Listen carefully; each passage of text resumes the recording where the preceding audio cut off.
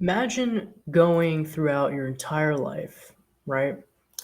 And you don't really know why you do what you do. You don't really know why you get angry, why you get upset. You don't know your own cognitive biases. You don't know how you love and why you love the way you love. You don't know your communication styles. You don't know your love language. You don't know other people's perceptions of you. You really don't know what it means to be authentic. You're very controlled by your environment, by other people's perceptions, by triggers, by negative experiences, by your past, by your future. You're never really present and grounded, and you don't feel existence. You don't know what it feels like to just be and exist. That's really what most people go through. That's why self-awareness is so important, especially in today's day and age, because our minds are being preoccupied and influenced and manipulated by so much external information, by society, by other people, by parents, by intergenerational trauma. We think that we're one brain when we really have three sections of a brain. We have three brains, really. We have our front brain, our midbrain, and our hindbrain. And all three of those brains have different functions. You have logical thinking and decision making and interpretation of reality. Then you have your hormones, your emotions, what makes you feel different things in different ways. That's very physical. And then you have the hindbrain, which is your instinct, your actual lizard brain, the reactive mind, the automatic brain that just makes you do things subconsciously based on those other two sections of your brain. So when you just allow yourself to go throughout life and be manipulated and kind of bounce around with no guidance, no direction, it's a very upsetting thing when you get old, when you get to a certain age, because you definitely, a lot of times people come to a point, and it's called a midlife crisis, and a lot of that has to do with just coming to a point where you realize you don't know yourself at all, or that your actions are not aligning with what you think you should be doing. You know that something's wrong. Most people get to a point where they understand that something's wrong with their life, that something that they're not doing what they want to be doing, and that's what causes this huge break. It's a cognitive dissonance. It's your actions are not lining up with who your authentic self is, and your brain notices it whether you do or not. And most people, they don't understand why they're feeling this way. They don't understand why they're having a midlife crisis. And that's because there are four different types of self-awareness. You're basically you have either a low external self-awareness with high self-awareness. You have a high external self-awareness with high internal self-awareness. So that's basically the highest one. Then you have a low external self-awareness with low internal self-awareness. So again, there's external and internal. And most people don't have much awareness with their external self, and they don't have much awareness with their internal self. And then you have the high external self-awareness, but low internal self-awareness.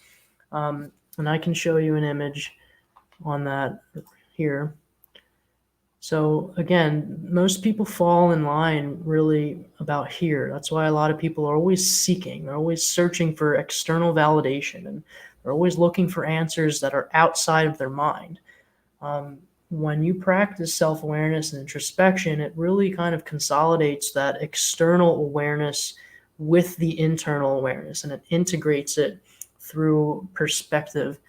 And that allows you to be much more focused on what you really value in life, and who your authentic self is. Um, Imagine, to give you an example, you're a mother, or you're a father, or you're a brother, or you're a sister, or you're a friend, whatever kind of label you want to label yourself at this point. Let's go with, a parent. And you go throughout your entire life, and you think you're doing a very good job with your kids. You think that you have real relationships, real friendships, until one day you realize that you're not who you thought you were. or that you have to confront certain emotions that you've never confronted before. You never really worked on your own trauma, and you're getting older, and it's getting harder and harder for you to even deal with that trauma, deal with that unrecognizable, avoided emotions that you just never really got around to dealing with or understanding. And it influences and affects your relationships, and it causes a lot of problems. In fact, you thought that you had a good relationship with your kids for years, but turns out you were never authentic enough to develop a real relationship.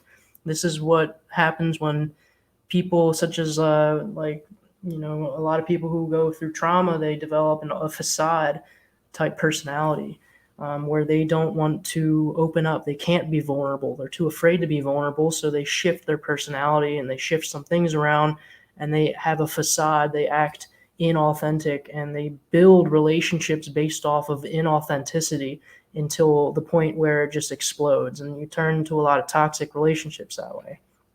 You see it all over the place. You see it with celebrities and people we think that we know because we saw them on TV, but it turns out they're a completely different person.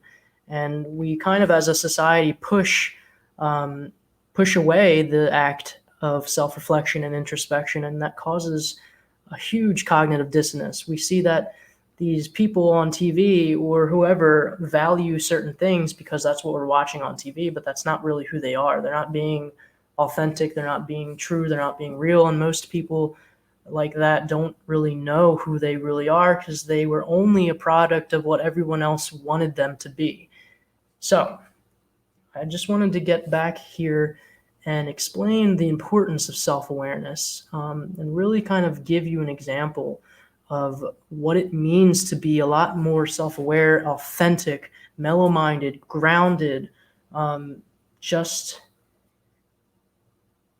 real, authentic, really. I mean, it's such a rare trait, and most people, I think, go out throughout their entire lives, and the only authentic moment they have is on their deathbed.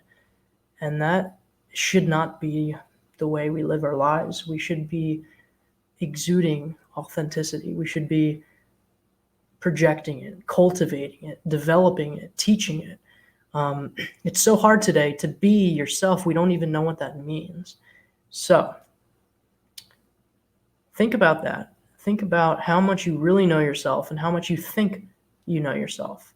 Because there's a huge difference. And actually, according to, what was it, Tara Urich? I forget the research, but basically, who is it? There's been studies on self-awareness and criteria for self-awareness, and by Tasha Urich. And actually, it's only about 10 to 15% of people are actually self-aware. Yeah. 95 and 86% of most people think they are self-aware. Think about that. But only 15% of them are, by criteria, actually truly self-aware. Like I said, there's 4 types. Well, there's 2 types of self-awareness, but you can measure it 4 different ways. It's kind of a spectrum. There's that external awareness and that internal awareness. Because again, we're so connected to external reality and internal reality. And if you're not aware of both, you're not really that self-aware. Now, 95% of people think that they are self-aware, when only 15% by criteria actually are. So are you part of the 15%, or are you part of the 95% who thinks they're self-aware? Just think about that. That's what this course is all about. That's what my mind analysis is all about, is helping cultivating self-awareness on a much deeper level that's necessary for an actual, real, authentic life, a real mellow-minded lifestyle. Not what is currently being pushed by society right now, but a real hardcore, intense dive into what it means to be much more introspective and what it really means to dissect your ego. It's a lot of ego work. And it's a lot of just objective perspective and analysis. So again, my mind analysis is what that is all about, and my mentoring is what that is all about. And self-awareness it really needs to be cool. It needs It needs to be recognized as being cool, because being authentic and being real is what makes us all feel so connected. And yet we're so afraid to be vulnerable. So moving on to the next course. Thanks.